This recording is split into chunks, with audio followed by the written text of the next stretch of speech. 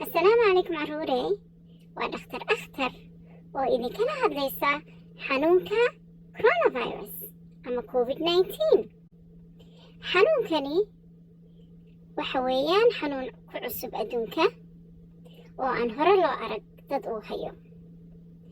xanuunkani dadka ayuu ku dhacaa, haddana waxaa la ogaaday inuu sidoo kale xayawaanku ku dhici karo oo xayawaanada yaryar laga qaadi karo ee guryaha ku nool ama kuwa dibaddaba. xanuunkani dadka markuu ku dhaco, dadka qaarkood way dareemaan oo aad bay u xanuunsadaan, qaarna way sii xanuunsadaan xoog oo dhakhtarkaa la geeyaa, in badanna way ku dhinteen dadka. ilaahayna badbaadiyo. xanuunkan haddaba waxaa jira dad uu ku dhaco oo aan laakiin dareemaynin oon xanuunsan, laakiin dadka kala qaadsiin kara.